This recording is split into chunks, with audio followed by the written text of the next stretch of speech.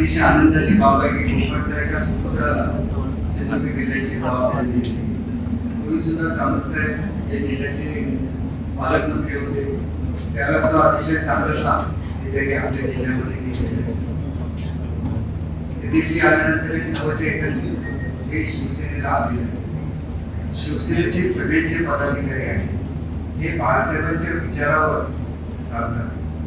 बाळासाहेबांनी आदरणीय नारायण राणे साहेबांना जेव्हा पहिल्यांदा मंत्री बनवलं, महसूल मंत्री बनवलं, मुख्यमंत्री बनवलं आणि शिवसेनेचा एक झंझावात हा संपूर्ण जिल्ह्यामध्ये आणि संपूर्ण कोकणामध्ये मध्यंतरीच्या काळामध्ये काही मतभेद झाले, राणेसाहेब बाहेर पडले, परंतु त्यानंतर सुद्धा शिवसेनेने सातत्याने आपले आमदार राणेसाहेबांच्या झंझावातामध्ये सुद्धा टिकवून ठेवले.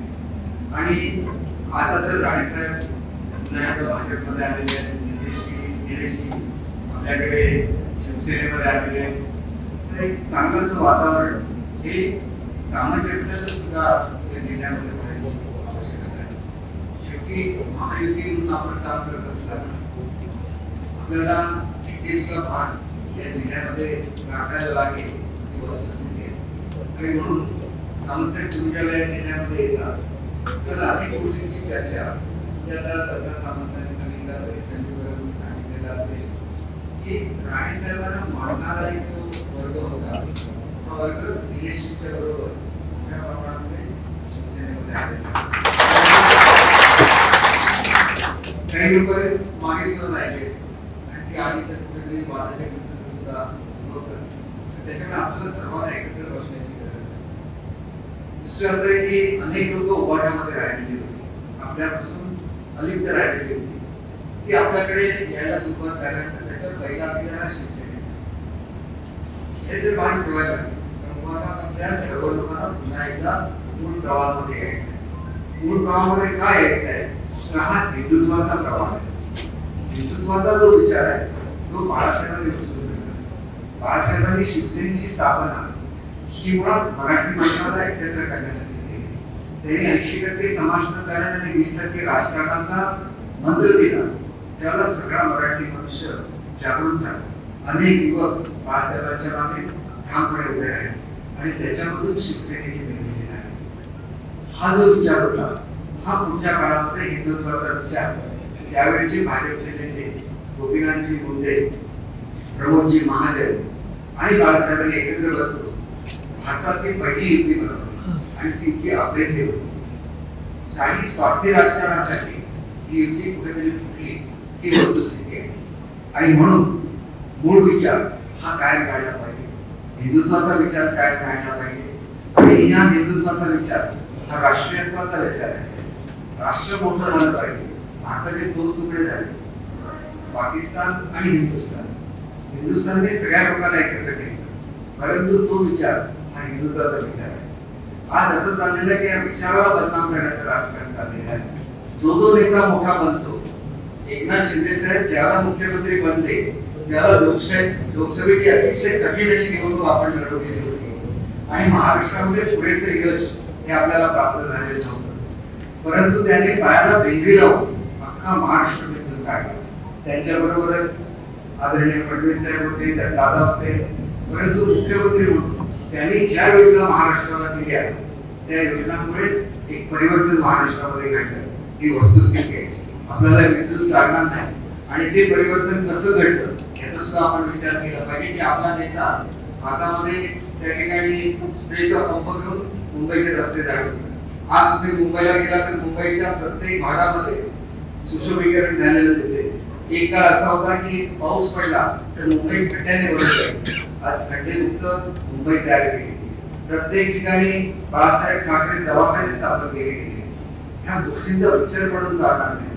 महिलांना त्या ठिकाणी 50% एसटी मध्ये फ्री प्रवास देण्यात आला. महिलांसाठी अनेक गोष्टी घडल्या. त्याच्यामधून पुढच्या काळामध्ये लाडकी बहीणसारखी योजना आली. आणि आपण निवडणूक जिंकल्यानंतर सगळं काही विसरून जायचं असं बिलकुल नाही. ही निवडणूक सहजासहजी जिंकलेली नाही. की एकीकडे लोकसभेचा परफॉर्मन्स होता आणि त्याचबरोबर विधानसभेचा झालेला विजय होता. आणि असा आपला नेता जो मनाने मोठा आहे की तो पदाला टिकून राहिला नाही. तुम्ही बघितलं की पदासाठी स्वतःच्या पक्षाची तत्व विसरणारी लोक सुद्धा या ठिकाणी झाली. परंतु असा एक नेता की ज्यांनी सांगितलं की मी मूळ विचारासाठी बरोबर आहे, मी बाळासाहेबांच्या विचारासाठी बरोबर आहे, म्हणून संपूर्ण शिवसेना त्यांच्यावर राहिली होती. आज 60 आमदार आपल्या निवडून आले आणि हा विचार घेऊन ही ऊर्जा घेऊन तुम्हाला काम करायचं आहे. हे उभं करत असताना भाजपचं सुद्धा सहकार्य आपल्याला निश्चितपणे झालेलं आहे, फडणवीस साहेबांचं झालेलं आहे, दादांचं झालेलं आहे. परंतु ही लढाई मुख्यमंत्री म्हणून जी लढवली गेली त्याचा विसर पडून चालणार नाही. आणि म्हणून आमच्या पक्षाचे 2 भाग झाले असताना सुद्धा हे यश मिळून खरी शिवसेना कुठली आहे हे शिंदे साहेबांनी सिद्ध करून दाखवलं. आणि म्हणून आपल्याला हे यश पुढे होत राहील. जिल्ह्यामध्ये समन्वय निश्चितपणे पाहिजे. सामंत साहेब, पालकमंत्री, निलेशजी सगळे लोक एकत्र बसले दत्ताजी तर आक्रमक आहेतच. आपण त्यांनी सांगितलेला विचार बरोबर आहे की आपण आपली ताकद नाही बांधली तर समोरचा मनुष्य सुद्धा आपल्याला काही म्हणते. त्याच्यामुळे आपल्याला आपली ताकद आहे. युती होईल याच्याबद्दल शंका आहे, परंतु युती होत असताना ती समान शक्तीने झाली पाहिजे, समान तत्वाने झाली पाहिजे. हा विचार घेऊन आपल्याला आपला पक्ष बांधायचा आहे. आणि तो बांधत असताना एक तरुण नेतृत्व हे आदरणीय होते सामंत साहेबांसारखं आपल्या बरोबर आहे. निलेश अत्यंत आक्रमकपणे पक्षासाठी काम करतायत. नेहमी कौतुक करतो. त्याच्या वाढदिवसाला त्याला सुद्धा केलं की निलेशजी तुम्हाला मिळालेली एक देवाने दिलेली देणगी म्हणजे दत्ता सामंत आहे. आक्रमक होत आहे कारण थोडासा जगा खेळायला लागेल. त्यामुळे काही नाराज होण्याची फारशी गरज नाही. आधी उभाट्यामध्ये अभिजाती उभाट्या म्हणजे जे आलेले आहेत त्यांना पण होते पाठोपाठ सगळीच लोक येतील असं सध्या मी अपेक्षा करतो. कारण शेवटी शिवसेना ही बाळासाहेबांच्या प्रकाराची ती काँग्रेसच्या किंवा सोनिया गांधींच्या विचाराची कधी नव्हती. ही वस्तुस्थिती तुम्हाला पुढे गेला पाहिजे. आणि माझी खात्री आहे की अनेक ज्या योजना आम्ही या ठिकाणी राबवू आम्ही सगळे मिळून आपल्याला खात्री देतो की येत्या 2 वर्षांमध्ये संपूर्ण जिल्ह्याचा आम्ही काय करायचं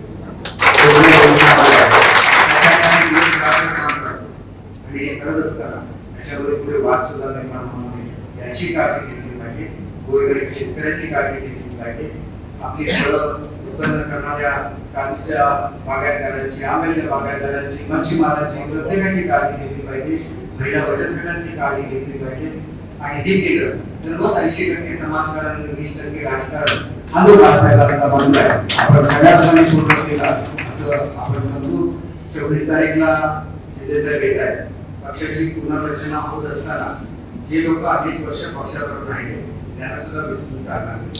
त्यांना सुद्धा बरोबर घ्यायला लागेल, नवीन रक्ताला बरोबर घ्यायला लागेल आणि ही संघटना निश्चितपणे बाजारला लागेल. अल्पावधीमध्ये सुद्धा आपण आल्यानंतर अतिशय प्रेमाने सर्व कार्यकर्ते आलेले आहेत. प्रत्येक टोकावरून कार्यकर्ता आलेले आणि पदाधिकाऱ्यांची मीटिंग आहे. आणि त्याच्यामुळे निश्चितपणे याची ताकद एवढी आहे की 24 तारीखचा मेळावा निश्चितपणे यशस्वी होईल याची मला खात्री आहे. दरम्यानच्या काळात मला एकच सौंदर्य मतदारसंघाचा आमदार सांगायचं आहे की शिंदे साहेबांचा एक दौरा लागलेला होता आणि त्यावेळेला अनेक ज्या ॲम्ब्युलन्सेस आहेत, दशावतारासाठी दिलेल्या गाड्या आहेत, मच्छीमारांना दिलेल्या गाड्या आहेत, महिलांना दिलेल्या स्कूटर्स आहेत, महिलांना दिलेल्या लक्झरी बसेस आहेत, सगळ्या येऊन त्यांच्या प्रतीक्षेमध्ये थांबलेल्या आहेत.